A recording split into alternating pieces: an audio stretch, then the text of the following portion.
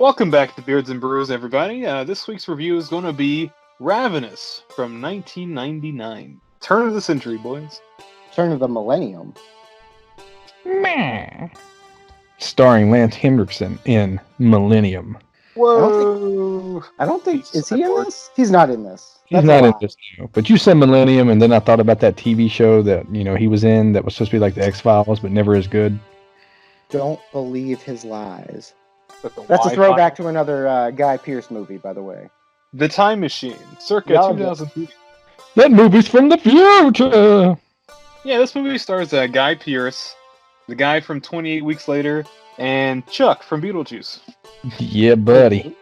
Charles. He didn't come for his daughter in this one, but he did come for David Arquette. Oh.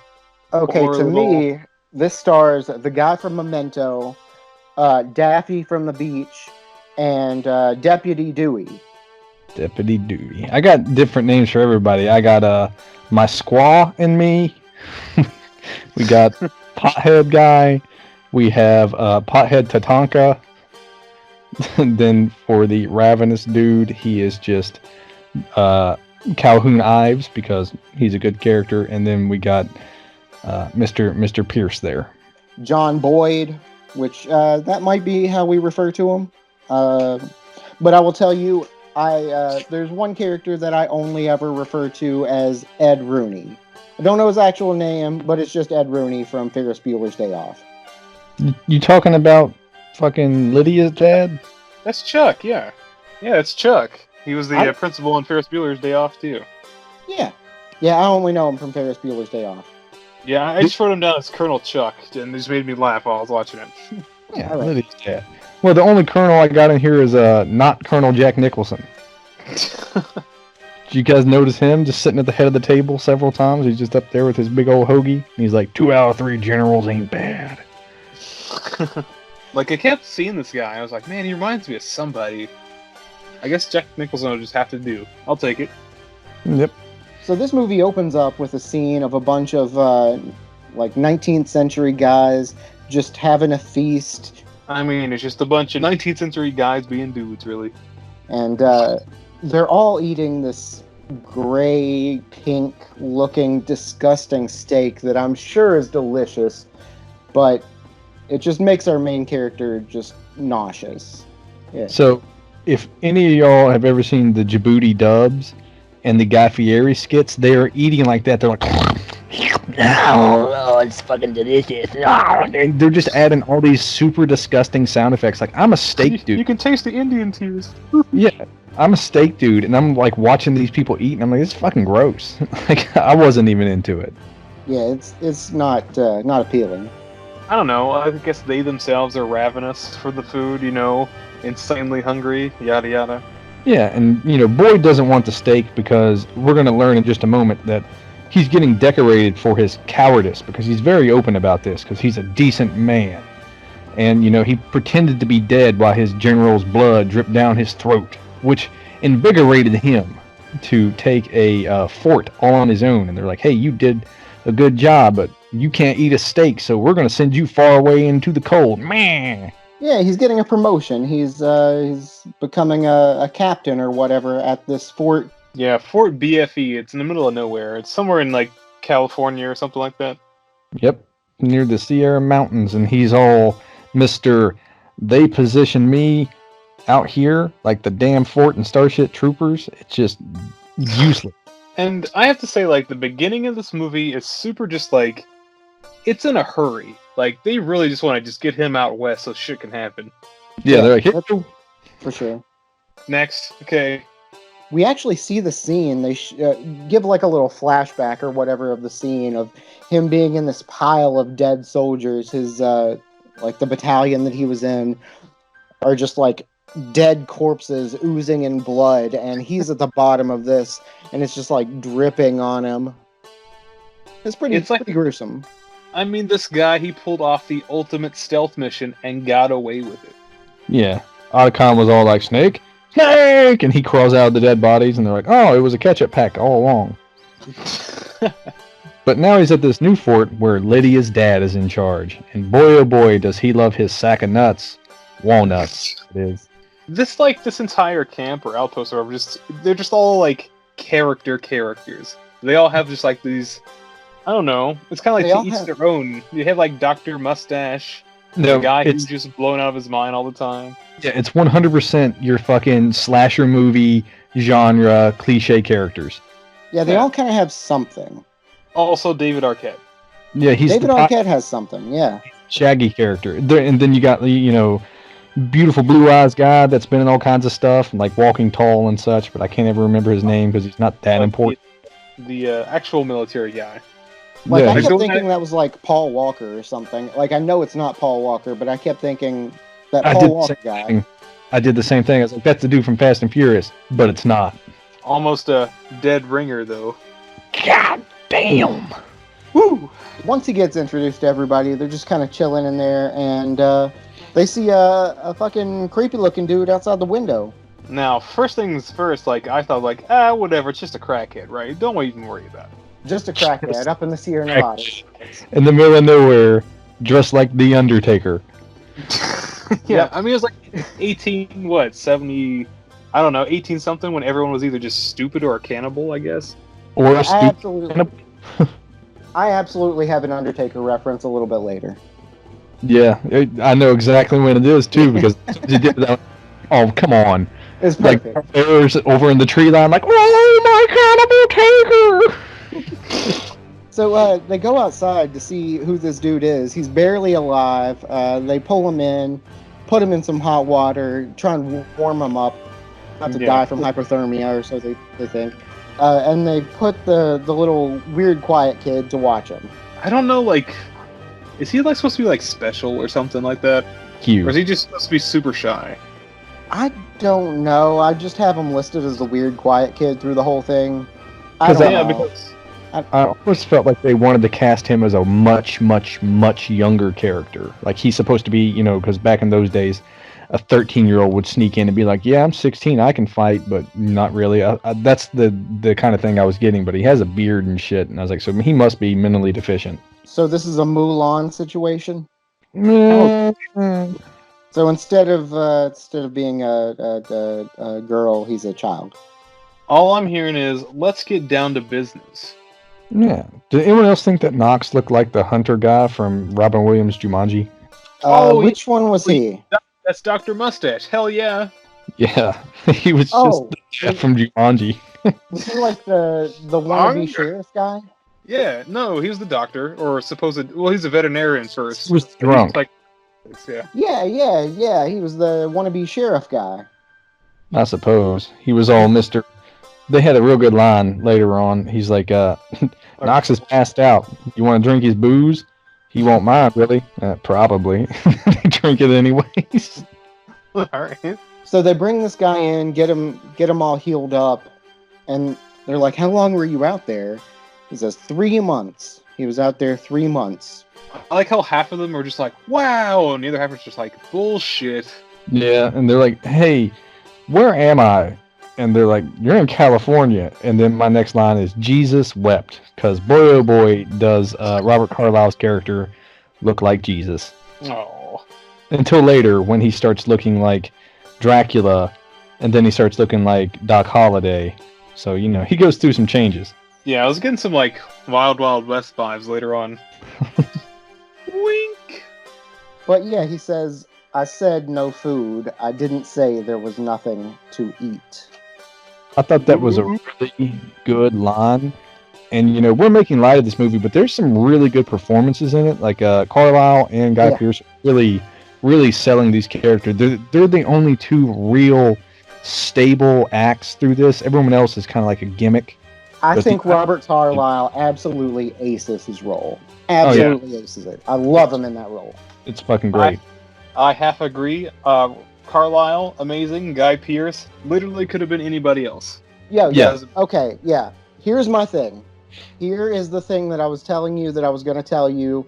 Now I'm going to tell you. Guy Pearce, get rid of him. Get the fuck rid of him. I want Gary Oldman in that role. Ooh. No, you can't do that, because Gary Oldman would be in Carlisle's place. No, 100. I want Yep. Gary Oldman in the boy Like- role. No, because he's not. He's never a really good. Okay, he's a great actor, but I can never see him as like a straight man good guy. Nope. Okay, That would, well, role would be wasted on Gary Oldman. no. If Gary I'll tell you. If it was like Gary Oldman and Carlisle in the same team, I'd be like, all right, that's a good mixture. But like, No, I'll tell you why once we get into it. Once we get there, I'll tell you why. Okay, just one more thing. And also, they look really alike, especially with facial hair, so it'd be kind of weird. I don't know. Mm-hmm. Like, we're like brothers. But he gives you the story that, he was out there, and he even admits to being a cannibal, but not by choice. He's like, oh, we had to do it. Let me flash back and give you this, throwback to my people. And he shows you a guy who looks like not Liam Neeson. And then you see another guy who looks like not Orlando Bloom. Get the token servant and the unseen Colonel Ives. Yeah, he drops on like every character, and then he talks about this detestable Colonel Ives, which is never shown on screen. Foreshadowing. Just his form. I mean, this movie does a really good job of just developing dread. There's a lot of moments of just like characters explaining and not necessarily showing, building this foreseeable next act of the movie. But for me, those little bits were kind of like hurt by some of the soundtrack choices. Like, I don't know what it was trying to do sometimes. No, that's all I've got to say for now. But oh man, the soundtrack. All right, so since we're talking about the soundtrack, I completely disagree. I think the fucking soundtrack sells this. I love it. And I've never heard a movie that has like such a sharp, weird, pitchy fucking music tone that works so well. They use a lot of that old-timey piano stuff. I forget what it's called. It has its own name. But I'm not saying it's bad or anything, but I feel like there are some areas where like music should not have been playing. Just like the scene we were describing with him just going over like how things happened in the cave and how he arrived at the camp. I feel like if there was just no soundtrack whatsoever, it would just been completely perfect. It was just that close. That fucking close. I've got two specific spots where I actually wrote down like why is the soundtrack doing what it's doing? We'll get to them, but it's like two severe WTF moments. Yeah, there's just there's still a couple wacky noises and just like really fucking odd editing choices. Like it's almost frustrating because this is a very good movie, and then you can almost kind of see the seams of it sometimes, and it fucking threw me off like crazy. Yeah. So him and his crew are they're on their way somewhere. They're on their way west. Don't really know where. I guess they're just trying to make their way to the Oregon Trail or something. I don't know. They're going west. And they get caught in the Sierras, get caught in a snowstorm. They took shelter in a cave, and the storm doesn't pass in a timely enough manner. They get stuck in this cave. Yep, and times got hard in that cave quick because they ate the oxen, then they ate the horses, then they ate the shoe leather, and when there wasn't no shoe leather, they ate crawdad, and when there wasn't no crawdad, they ate sand. You ate sand? Is this the same movie? I don't remember any crawdad. Raising Arizona. Oh. But, yeah. Yeah, he does a really good job explaining that this wasn't just like a snap decision. Like, they weren't trapped for 2 days, they panic and they fucking eat Carl or whatever. They were just trapped there for fucking ever. They ran out of everything. They tried to eat their belt leather, they try to eat roots, but like there was no sustenance in it. So when the first guy finally killed over, they just fucking ate him. They turned him into stew, I guess. Yeah, they ate his legs. It's like it was like completely deplorable, but he's like when he smelled the leg cooking, he thanked God. Yeah. Because, when you're hungry, you're just not you, so you grab a dead whoever. Not yourself when you're hungry. So grab a dude. I don't know. Grab a femur. But yeah, evidently, whenever they just decided to cook the meat, things got out of hand. They just started scarfing it down, so the meat didn't even last a week. And after that, Their hunger, he says, was different. It was more severe. It was more savage once they ate the human meat. They became much more ravenous. They became more human than human. More human than human. Thank you, Mr. Zombie. Yeah, at this point, he's still really dirty and looking like Rob Zombie sitting there. So he finishes his story, and everybody's either shocked or just like they're in disbelief. And this, it's just kind of like this like offhand shot, like it kind of pans around the room for everybody's reaction. And the Native American lady, what was her name? I think it's Martha. Martha? Yeah, that's a Native American name. Sure. Martha is just like,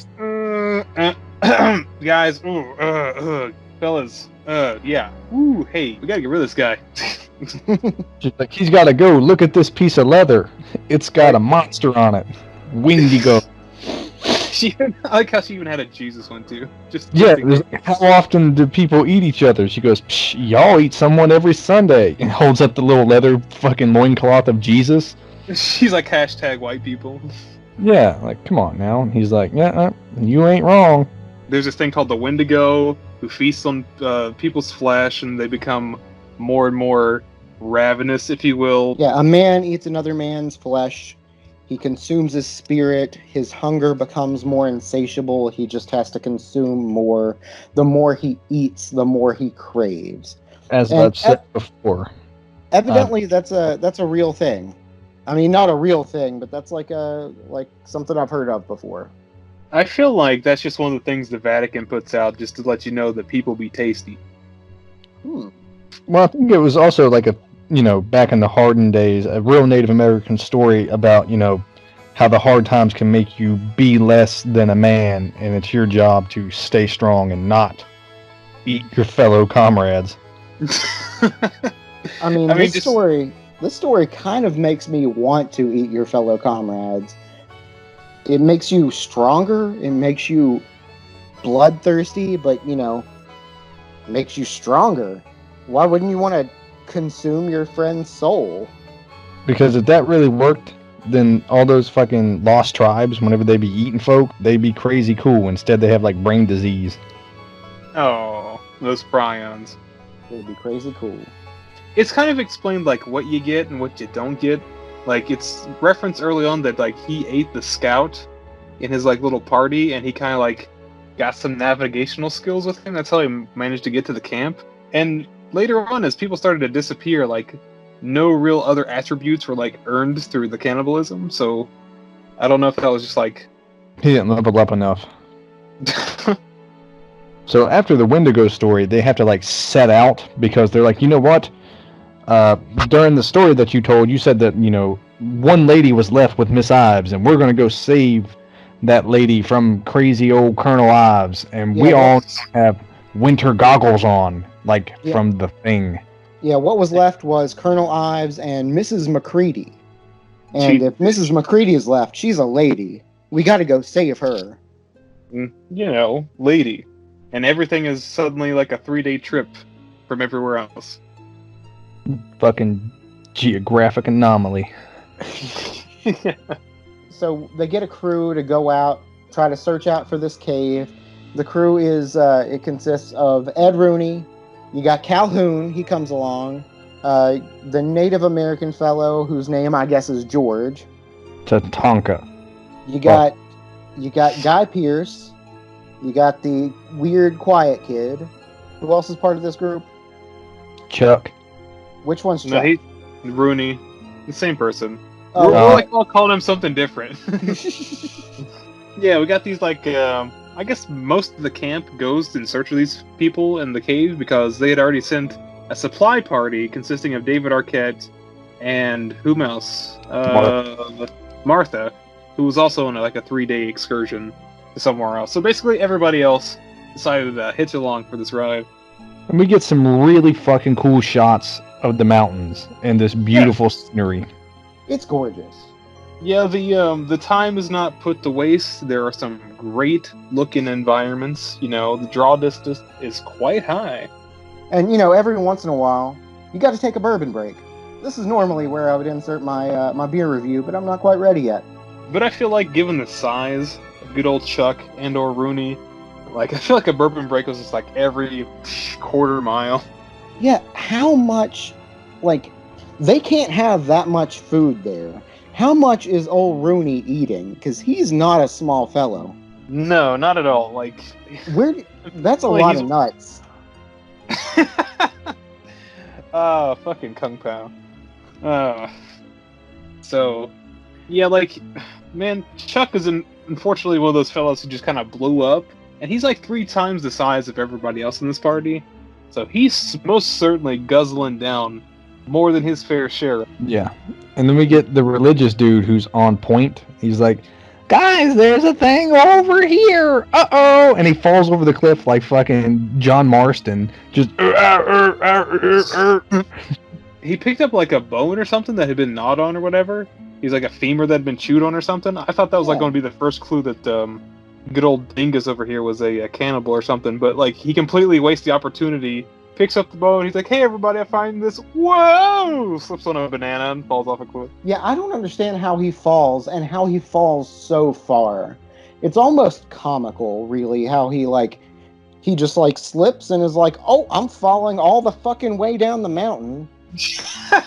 It's like like you get busted for something and you just have this like really strong gut feeling and you're hoping that you kind of get away with it. I feel that Calhoun made that happen out of sheer fucking will.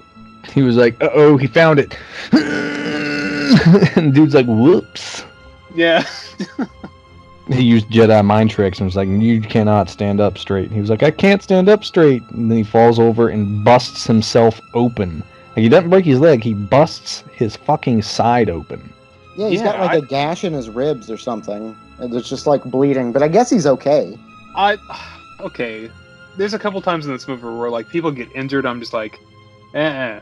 So like I thought he busted his leg too, but no, his fucking abdominal wall ruptured. So, like, that's super fucking serious. And like 10 minutes later, he's standing up straight on guard.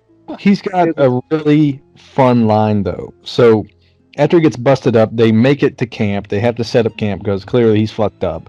And he's laying down, and they're seeing to his wounds, and he's very soft-spoken. He's like, I would very much appreciate some bourbon now. And everyone's ignoring him, and he just fucking, bourbon now! I could put strychnine in the guacamole. It's my stapler. This is probably the most memorable scene in the whole movie for me. It's the one scene that I remembered having seen it for probably like 20 years ago now or something like that. And so, like, they cut out all the lights. It's nap time, it's sleep time. And there's a little bit of a scuffle inside one of the tents. And everybody's just like, what the hell, what's this? That poor guy who just fell probably 1,000 feet down the mountain, he's mortified. And he's like, he's licking me. And everybody's like what? He was licking me! He was licking me! Yeah, and people are just like all question marks and stuff. I'm like, if a guy woke up like that, why not fucking believe him? Like this guy is completely so soft-spoken. He finally points a finger at something like, hey, some bad thing happened. Everybody's just like, oh, you fucking scallywag. Like, you just met this guy literally yesterday. And, like, there is no reason for you to trust anything that he says. Also, he has the beadiest eyes in the world. No kidding. Like, he looks like a guy who licks other guys.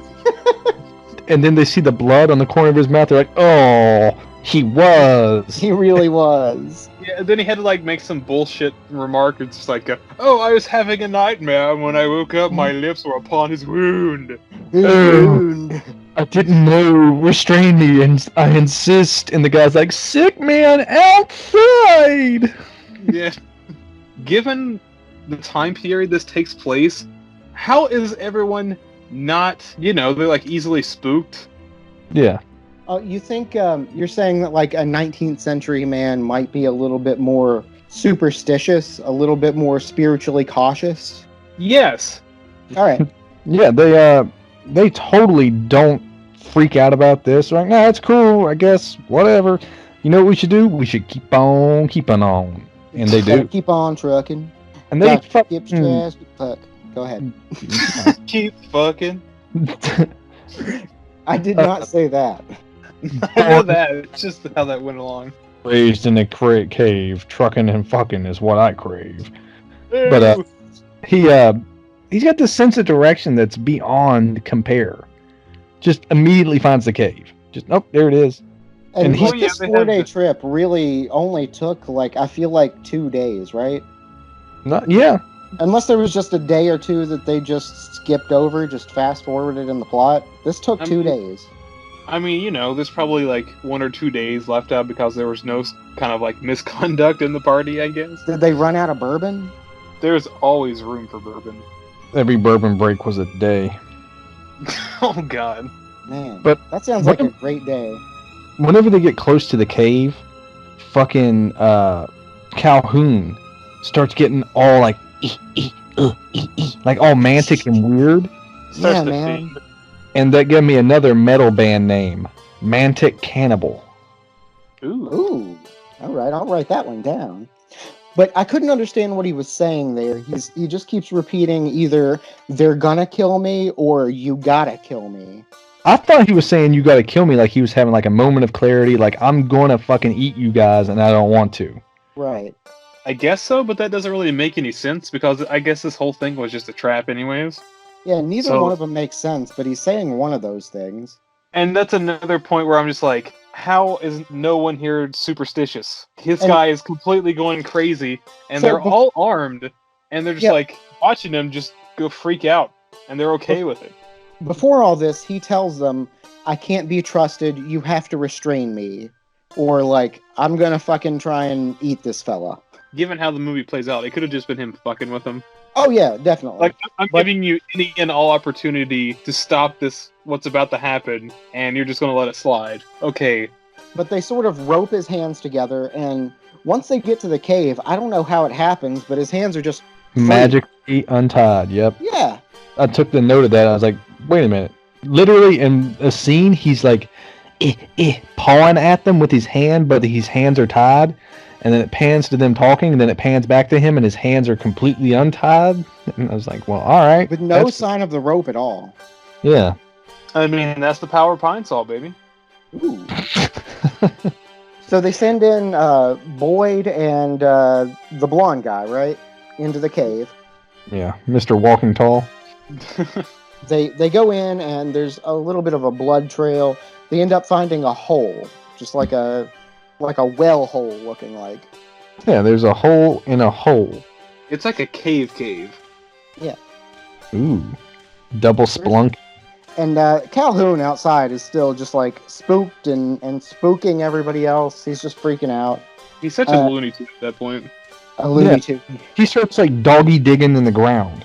Yeah. And once more, they're just like, okay, yeah, that's what he does. Straight up digging like a dog, and no one seems to think this is strange or something. No one's takes their gun and is like, hey, stop that. What you're doing is weird. Blondie down there finds just a menagerie of skeletons, the whole fucking group skeletons. He takes it like a pro, though. He's like, huh, a skeleton. Yep, that's a skeleton. Looks around. 1, 2, 5 skeletons. This is a trap. Yeah. That's too many skeletons. Yeah. Did you say there were only this many people? At the same time, Blondie's like, they've been eaten. Oh. And then Guy Pearce is like whole? He's like, no, dude. This is where the Calhoun character really gets to get some of that good acting in. Again, he does this oh no, I'm too crazy. I'm dealing with an inner struggle not to kill them. And then he drops the act. And I fucking think that this scene is so cool. So if you can imagine someone just being all frantic and weird, so you wouldn't really, view them as a threat.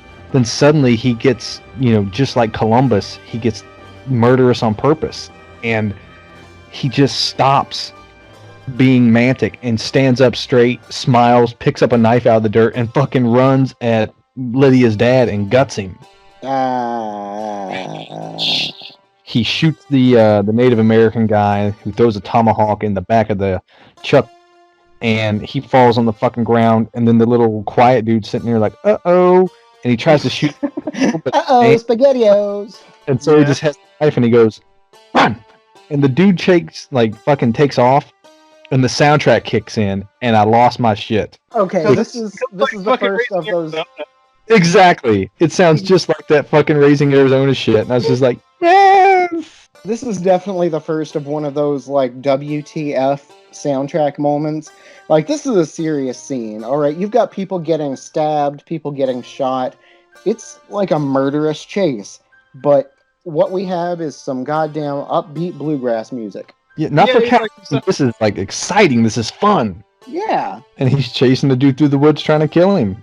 And fucking Carlisle, the actor, is just all grin, all smile, He's having having fun. fucking ball.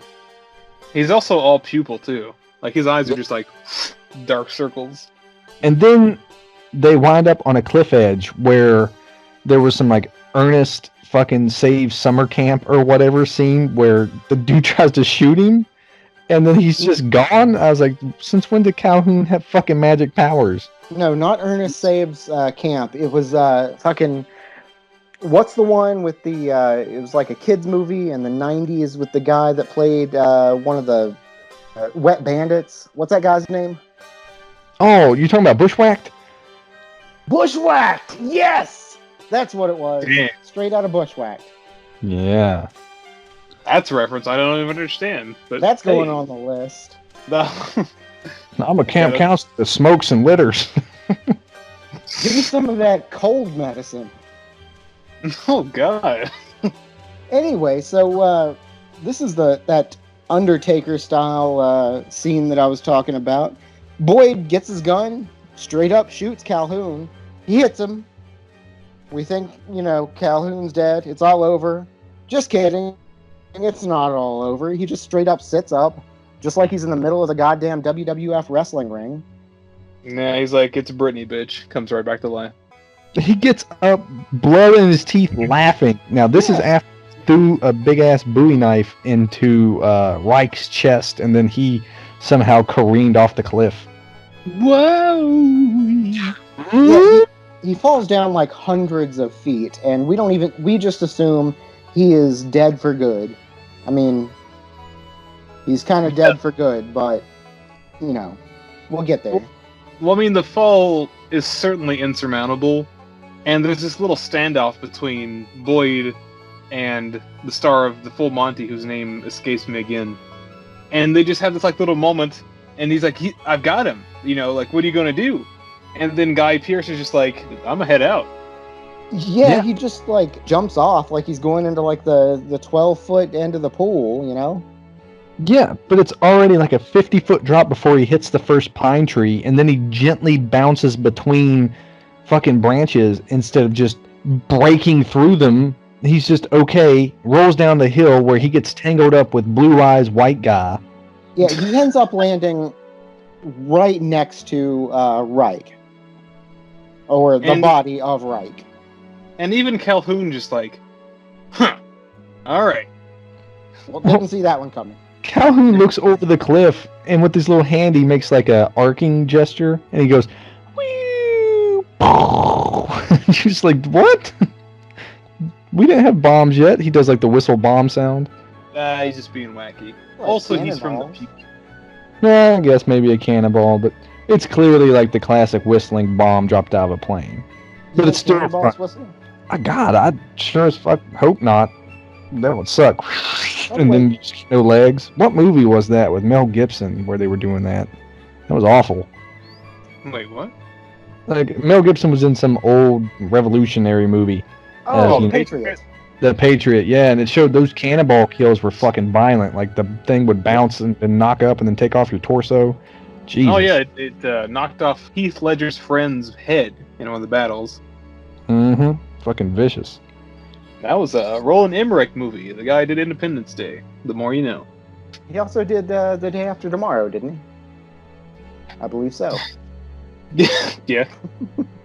But then Boyd fucking grabs onto Blue Eyes White Dude and they roll and fall into a hole covered with pine leaves. Yeah, they like stumble into this like piney shelter or whatever. It's just Now, like a little thicket. I don't like how you said that. But anyways. Like I understand that like Boyd had already vaguely consumed like some human flesh, so he might be a tad bit stronger. But Blue Eyes White Dude got fucked up and rolled like a fucking pretzel by the time he got to the bottom of the hill. Yeah, he did. Yeah, and Guy Pearce has a busted leg, and that's it. Sure, it's a compound fracture, but come on. But did you see that little bit though? Because after they roll into the thing, long after the fact that Blue Eyes White Guy, is like hanging upside down with a knife in his chest after falling off a 100-foot cliff, rolling down a mountain, he starts to strangle Boyd. Yeah, I don't know. I got nothing for that. Yeah, I thought that was like, was that like a vision? Was that in his head or something like that? I don't know, because he was smiling, and then whenever he finally fell down flat, he was still smiling, which was weird because there's a real good scene, after Calhoun can't find the body, he's like, fuck it, walks off. Boyd is laying in the hole with Blue Eyes White Dragon, and he's like looking at him, and he's just smiling, and he goes, I gotta eat you. And he's that's why I'm kind of convinced the director of this movie is just like a late '90s edgelord, because there's just like some weird shit sometimes for the sake of being weird. Yeah, like the fact that during it takes a few days for Boyd to eat Blue Eyes White Guy to get his strength back, and in the meantime it keeps cutting to what Calhoun's doing. He's fucking just chilling, sitting on like some rocks in between some streams, and then he's skipping stones, eating some baby back ribs, and just laughing, having a good old day. He's just having some me time with Mother Nature. Yeah. And for a brief minute, it also cuts back to the camp, the main camp, where you see Detective Dewey, David Arquette, chopping wood, just going about his normal life, and fucking what's her name, Martha. So they're back. Everything's fine with them. That's from Scream, isn't it? Yeah, Detective Dewey. It only took me an hour. Oh, jeez. You got there. Up from the depths, 30 stories high, comes Boyd, popping up out the ground after eating Blue Eyes White Guy. And he's all big and strong now. And the soundtrack comes in, and it makes it sound so fucking triumphant that he is hobbling back to camp. Yeah, he like tries to snap his leg bone back into place too. Like he's got a fucking his femur, his femur. You guys, just let him say femur. His femur is like sticking through his leg meat, and he unsuccessfully tries to like snap it back into place, and he doesn't. He's fine, like hobbling all the way back through the mountains to camp. It's such a like prolonged scene. Like he puts the piece of wood in his mouth because it's obviously painful. They don't quite show it, but he just makes the motion of him like jutting his bone back into his leg, and you just hear just a bunch of just for like way too long. Like what is he doing with it, to like stir it up or something to get it back in? Well, the problem was he got it in there. It went a little bit too far to the left, so he had to grind it against itself back up and to the right till it clicked into place. Oh god. Is that how that works? Pushes it in, his foot's all sideways. Shit. That's wrong. Yeah. Okay, but from here on out, this is where I really think Gary Oldman in this character would be great. Because, okay, from the beginning, he's pretty much the straight man in this. And I think Gary Oldman can play off the character as a straight man long enough to just pass it through. But from here on out, you've got this character who is toying with the idea of being this ravenous monster, but he's still trying to hold like the human part of himself there. You know what I'm saying? I guess so. I mean, it seems like for the rest of the movie, he just looks vaguely constipated. Yeah, well, like I think if it was Gary Oldman, he could play a little bit more toward that that ravenous character, that fiend. Well, I enjoy the performance that Pierce gives because he doesn't really have to do much other than look like he doesn't want to do what he's doing. Because that's all he has to do. Like, what are you doing? I'm thinking about killing everyone and eating them. Well, do you want to do that? Nope. So what do you do? I'm going to sit here and look real fucking sad. I'm struggling. I mean, the struggle was real because he gets more and more hungry and he just looks more and more just atrophied as time goes along. He does get pale and just like gross. At this point, real food's just not doing it for him. He doesn't even want to eat real food. He only wants to eat people, but he's not feeding himself. So he's slowly withering away. And he talks to Martha about the Wendigo. And she basically breaks it down and says, Wendigo's a taker, not a giver. You gotta die. You selfish cunt. Yep. And so Colonel Jack Nicholson shows back up. And he's like, listen, your story about the Wendigo and you having to eat people, that sounds like some bullshit. So I'm going to let you change your story. I advise you to change your story. Yeah. Oh, by the way, did I mention, here's your new fucking commanding officer, Colonel Ives. And then, no shit, he sees Ives, slams him, Ives is also Calhoun, slams himself into the... Thank you for that note. Yeah, well, listeners. It's that same motherfucker. Yeah. He slams himself into the wall, falls down, hand over his eyes, like, ugh! And he's like, my God, it's the man himself. He's going back again. Hey. And they're like, take your top off. Yeah. Could you humor me? Yep, Show us your shoulder. This is where Ives takes a DNA test, and it turns out he is 100% that bitch. He is not the father. The temporary colonel is like, hey, show us your shoulder. And he does it so seductively, too. Like, he I know. slowly unbuttons his shirt, and he's like, here's this shoulder. Does that make you happy? Yeah. He does it in a way to where it's just like, okay, this could be a moment where you got me. But then he's like, show us your other shoulder. And he's like, uh-oh, this could be it. Not a damn thing. And then that's when, like, the fucking heavy hip-hop music comes down, the joint and the sunglasses float down onto his face. Thug life. Da-da-da-da-da. Yeah. But they have a really cool exchange after that where Boyd and the Calhoun character, or now Ives, are, like, they're talking, you know, very sophisticated. It's almost like in Code, where one is saying, hey man, you're a cannibal too, let's be cannibal buddies. And he's like, nah bro, you're a cannibal because you want to be a cannibal. I had no choice. And he's like, you little bitch. It's like, I tried to, like, offer you this peace offering, and now you're piecing all over it. Yeah, from here on out, Boyd starts seeing these little flashes, these little daydreams. The first one is he goes up to fucking Courtney Cox's husband and whacks him in the head with a mallet, stabs him, starts eating him. Well, who hasn't fantasized about killing David Arquette? That's what I was thinking while I was watching this. Like, this isn't a daydream. So, Calhoun Ives is sitting there, they're all sitting around the fire, and everyone's kind of keeping an eye on Boyd, because they're like, Boyd's the bad guy, not this guy. This guy, he's got a fancy fucking Doc Holliday mustache. He's to be trusted. And I have to give it to the movie. This scene, and like a sprinkle of a couple more later on, are tense. Holy shit. You can feel the thickness in the air. Mm-hmm.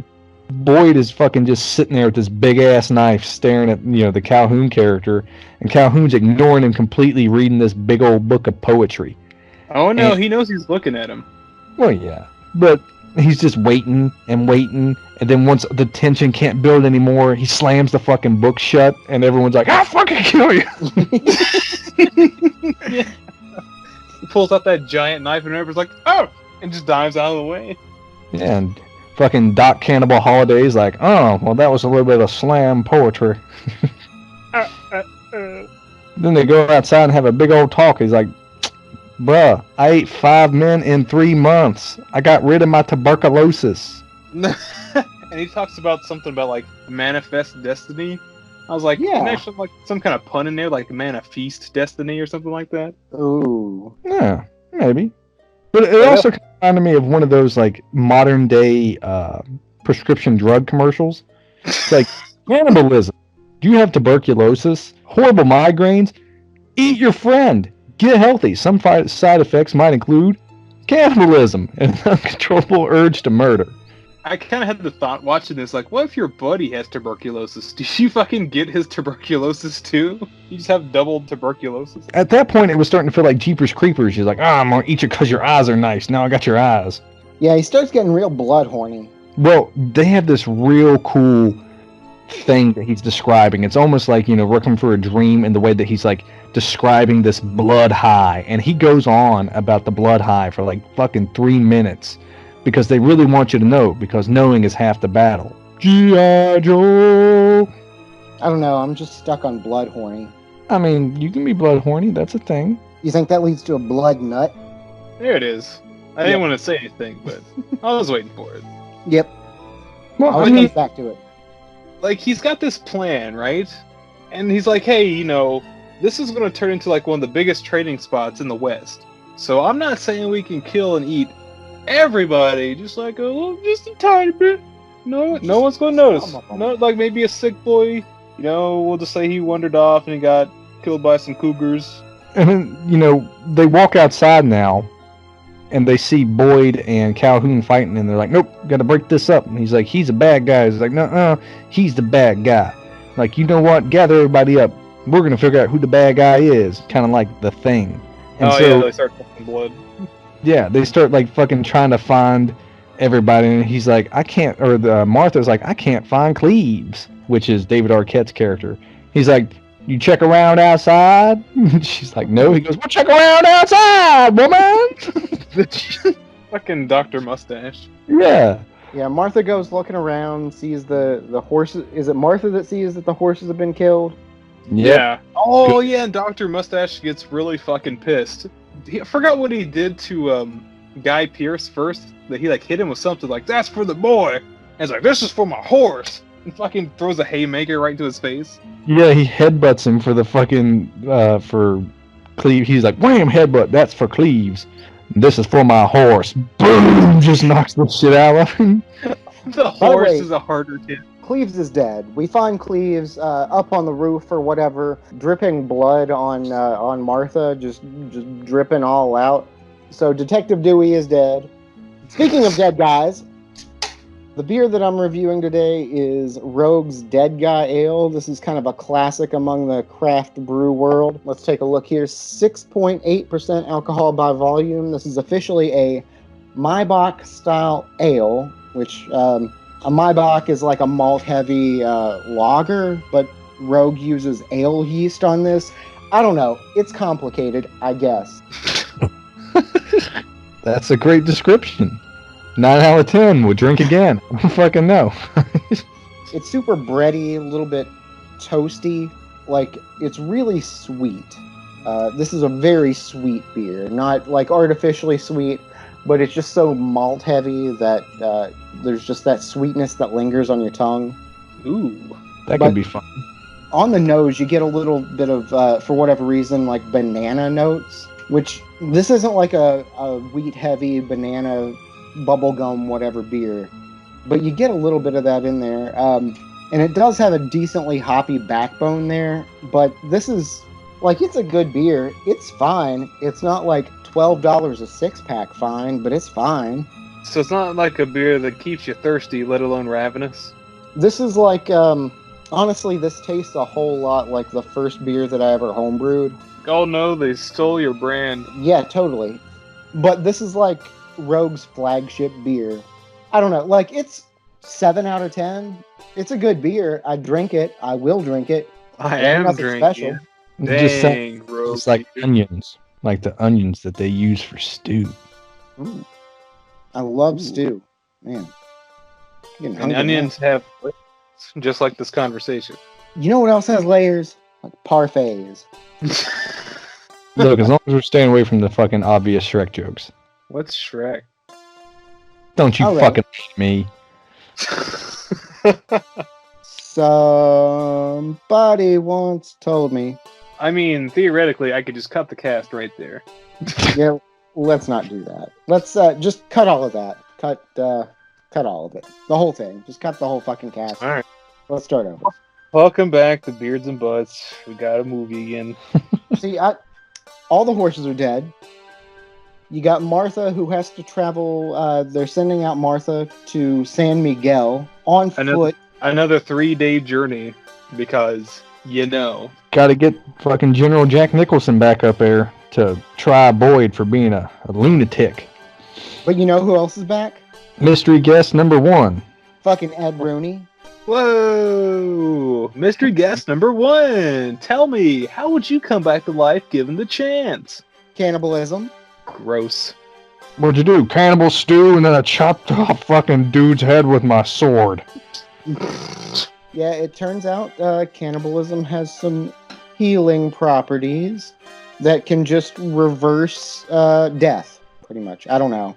Yeah, cannibalism can reverse death and wounds, but can't reverse the fact that it looks like you hadn't taken a shower in like 4 weeks. So He's covered in filth and blood, and it looks like Pet Cemetery. Like they just went and buried him up there, and the ground was sour, and it came back wrong.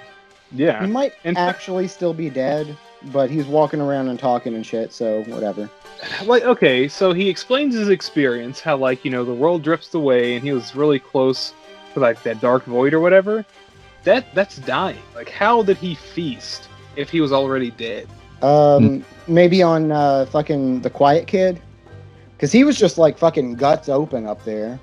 He just helped himself. Yeah, it was just like, you gonna eat that? No, that's you. All right, I'm gonna have a bite. You gonna eat that fat guy? Oh, that's pretty good. They even reference that, by the way, whenever he's like, I saw that you were fucking eating blonde hair, blue eyes. You didn't finish him. He was a little tough, though, but a good soldier should be. Then all of a sudden, he's like, hey, man, you should join us. And he's like, nah, I don't want to. And so Calhoun's like, well, you don't leave me many options. Stab for shit. He's like, you're kind of already one of us. I know you horny for it. It was like he's trying to get them blood nuts. So yeah, he gets stabbed in the gut, and he's like, you don't have to die. This isn't fatal if you take the necessary precautions. Wink. He starts pointing at his blood nut. How does Stu just fix you though? He literally takes this fucking wicked looking dagger, stabs him with it, and it shows him just fucking profusely bleeding. He eats a little bit of fucking pot roast. It's fucking great, I feel like with a wound like that, the stew should just like fall right back out the wound. Yeah, like the piece of fucking Knox just drops out. Oh man. Then you just catch it with your hand and put it back in your mouth. Oh, he's like, it won't stay in. Bloop. Oh god. But yeah, what we left out is they also killed Knox, and this was a Knox stew.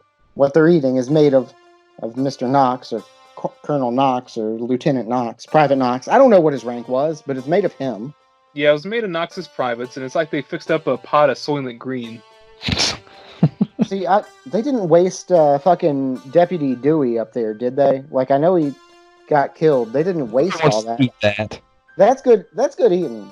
I mean, no, this could be... that was actually killing to have him out of the movie. No, this is definitely Deputy Stewie. Oh, I get it. Do you get it? Because his name's Dewey in another movie. All right. All I could think with this whole time is like, you got to eat. Ravenous. Oh man, that's gonna be like a really weird joke for all those checkers people. Oh man, yeah. No one knows what rally is. Yeah, but Guy Pearce, he succumbs to his like little craving. He starts just going crazy over this fucking Knox stew, right? And okay, so this scene, he fucking tears that stew up too. He does, but it's so odd, right? So the movie doesn't allow for any kind of gluttony or anything. Like, he finally gives into his cravings and he eats this people stew. It like in the middle of him scarfing it down, it just cuts to him next to like this like little blacksmithing place. Like just boop. Okay. Yeah, he eats it, instantly healed, and he's like, oh wow. That Knox guy must have sure been strong because you're already all better already. And that's the power of alcoholism. He goes, hey Boyd. He's like, what? You want some walnuts? And then he crushes them in his hands. He's strong. Yeah. Really, from this point forward, I mean, especially from this point forward, I really just want what's his name to be Gary Oldman. I really do. He Still starts not. having like those visions of fucking Ives or Calhoun, whatever we're calling him now. Hmm. With his little Charles Manson cross on his forehead. Yeah, you hear the dinner bell ringing out there.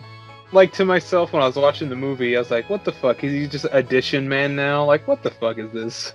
Plus man. And like, if you're thinking he's Gary Oldman or should be, I'm just thinking he sends off Martha to go get people, and she's like, who should I get? He's just like, everyone! Everyone! Yes, absolutely. But in that scene with the walnuts, you've got Ed Rooney, who's basically like, listen, I can't do this anymore. You gotta fucking kill me. You gotta kill me for real. It's been 4 days, and he's fed up with it. Fuck this guy. I just have to say that, like, okay, he ate a couple people. Whoop-de-fuck, right? Yeah. Whatever. He literally defeated death. And he's, like, who knows, 2 or 3 times as strong. And then he just turns into a fucking emo. Like, oh, I can't take life anymore. Just fucking end it. Fuck off. I was kind of under the impression that he was kind of in on this all along, that he's been doing this for a while. Cannibalizing? Yeah. Yeah. What? No. Oh, you mean like from the get? He's been working with what's his name? Yeah. Secret. That was kind of my intuition. Like, you know. No, because I mean, then we're getting way too into fucking Scream. You know, you cut me too deep. But there's nothing to allude to any of that early on. There's no like sprinkle of like that might be early on. No, I mean, because, that could be canon, but like I just don't see it. There's no information given to me in the movie to allude to that moment. Maybe that was just what do they call it? Mind cannon, brain cannon. What do you call head it? canon. Yeah. Head cannon. Maybe. Yeah, that was just my own head cannon. But it's not that I was upset with it, but it just, I couldn't believe this guy went from, yeah, let's do it, to like, I can't live with myself anymore in like 72 hours. well, he's totally that fucking dude who's easily swayed. While he was with Calhoun, he's like, hell yeah, let's do it. And then as soon as Boyd's like, you can't trust me, I'm a bad boy, he's like, damn, you right. Let me just completely give up on everything because you're a tough guy and you got morals and shit. Whatever. I know, right? I feel like he's just like, you know what? I've been shooting this movie for 2 months. I think I'm done. I need to go back to Ferris Bueller's Day Off. Yeah. All I can say is if, you know, he was in on it all along, I would be fucking pissed at Ives. Ives fucked him up. Used him as a human shield, all kinds of shit. I'd be like, look, man, next time you getting gutted. Yeah, it's like a difference between taking it for the team and taking it by a team. Yeah. But pretty much what this scene comes down to is Boyd slits Ed Rooney's throat right in front of the window. You see the blood spraying up on the window, and I was just like, oh, so it is down to me, and it is down to you. Like, he did have a moment where, like, he was kind of like squinting to see what was in the window. He's like, oh, the boys are tossing jelly donuts again. Oh, wait, that's blood. I'm getting thirsty. Oh, somebody popped a blood nut. No! Just all over the window. So now it's time for the showdown. And they've been showing this fucking barn like 8 times. Like the stables, it shows the stables like 8 times with those clanging doors. Like they have foreshadowed this fucking stable the entire film. And we finally get to find out why. Yes, they have the most clumsy, bar fight-ass bullshit thing going on for the next like 10 minutes. Yes. Yeah. There's it's so laughable. Yes. It's a fight, pretty much just with like fists, and maybe they at some point have knives or whatever. But both of these guys are at this point, I feel like, almost immortal. I mean, not immortal, but like, you know, you're pretty strong. You're not going to get taken down by like a fucking fist to the jaw or something, right? Guy Pearce is like, hey, can you hold this for me? And the other guy's like, sure. Stab. Hey, go sport. Oh, Like, you stabbed me. You hold this. Stab you back. You got Guy Yeah. Pearce running around with like a knife in his back for a little bit. And then he goes hitting Ives in the face with a fucking log. I mean, it's so weird because, like, you know, in regular movie fights, it's like tit for tat, that kind of thing. But it's like this weird amalgamation of like clumsy and lazy, to where like one person's just like huffing and puffing, and the other person just nonchalantly picks up a weapon and just uses it on the other person, and they're like, ah, shit, I should do the same to you. You really got me that time. Yeah. It is really a fucking like Final Fantasy game. Like they're waiting for their ATB gauge to fill up, and he's like, pitchfork attack, dagger attack, wait for it, headbutts, arm chop, log bash, dagger the return, roof collapse. And he like traps him under like a wooden awning, traps Ives under a wooden awning, and the whole fucking thing collapses down on him. And then it's like, oh, well, all right, he's back up. Yeah, like there was no suspension of my disbelief. I'm just like, yeah, no, he's coming back. Yeah, oh yeah. That was like 4 pieces of wood. You know, he just took a log to the face. He's used to it. And then we get the big finale: barnyards and bear traps. Is that the new barbecue place upstairs? I think it is. I called this hashtag Bear Trap Bros. Ooh, I like that. So they're doing this sort of fisticuffs kind of thing in the Oh, there's not even fisticuffs. They grab each other. armsticuffs. They just grab each other. It's so fucking weird because whenever they longingly looking, because I was like, are they gonna fucking kiss? They're just gonna do a little wrestling. No, Brady's got a point. They just kind of like grab each other and just kind of like tussle. Yes, that's exactly what I was gonna say. And they just kind of like lure each other into like the next bit of the fight, and it finally ends up in this ridiculously big bear trap that's just not only there but already primed and ready to go. Oh yeah. He's like, that was sneaky of you. That was really sneaky. His dying The way breath he says it. You pulled a sneaky on me. That was really sneaky. But Like, it was he just so fucking weird to see them grab each other by like the clothes, gaze longingly into each other's eyes, slowly rock back and forth while walking over to a spot, and then he like lays him down gently. It's not even like a slam. They're just like, if you would fucking set this to romantic music, it would be a powerful love scene. Oh my god, the saxophone from Baker Street. Now, for the little thing that we do, Eric, could you do that? Could you lay music over that piece to make it seem like it's a very powerful love scene? I mean, I kind of want to now. At this point, you've got Boyd, who has collapsed Ives into the bear trap. They're both smooshed in this bear trap. They are smooshed. They are trapped. I guess that's the word that you would use in this bear trap. Probably the most iconic line of this film, and it's a good one. Oh man, no, it's absolutely fantastic, and Yeah. I'll let you follow through with it because I have a minor complaint to hear in a second. Okay. Ives looks at Boyd, who they are both still in each other's arms, And eyes. and eyes staring at each other in this bear trap. If you die first, I am definitely going to eat you. The question is, if I die, what are you gonna do? Bon appetit. Boing application. Now, my only complaint with that whole bit, like, the line is great, but why doesn't he just start fucking biting him right there? Like, oh, fuck, this thing's in me. Just chomping. Now, my complaint is, how come the movie kept going? Yeah. Like I an do extra think 5 or ending it right there would have been great. Would have been completely fantastic. Because Yeah. all the information relayed to you, to the audience after that, is completely 100% worthless. Well, it kind of has like that whole thing. So, spoilers, Ives dies, Boyd dies, but the Wendigo lives because Colonel Jack Nicholson's in there sipping on the soup. He's like, "Oh, somebody made stew. Well, I might as well have some before I go about and try and find out where everyone is." And he's gutturally moaning about how good it is, too. Well, I mean, he's got to have something. He gave up pork. He gave up pork. I'll be damned. But yeah, like, they have this like really unique moment to where the movie could have just stopped and would have been like, damn. But then the movie decides to show us not Jack Nicholson sipping on the soup, and then Martha just like leaving the place because she's so freaked out. Like, who cares? Martha nopes the fuck out of there.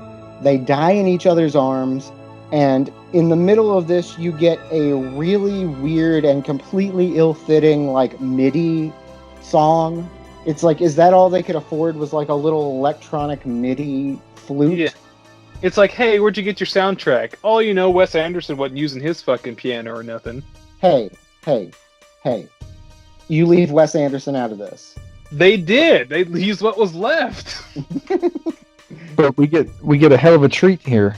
We get the closing scene, which is a top-down, zoom-out view of Dracula and Elisabetta laying in a bear trap. It's literally the exact same shot as the ending of Dracula. I mean, the more I think about this in comparison with Bram Stoker's Dracula, like, there are some real comparisons and some real, like, parallels.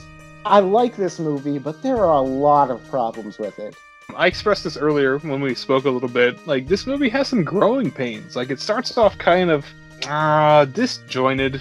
Like it wants to be kind of creative with how it relays the information, especially with Guy Pearce's past and how he became a war hero to get him in the spot that he is now.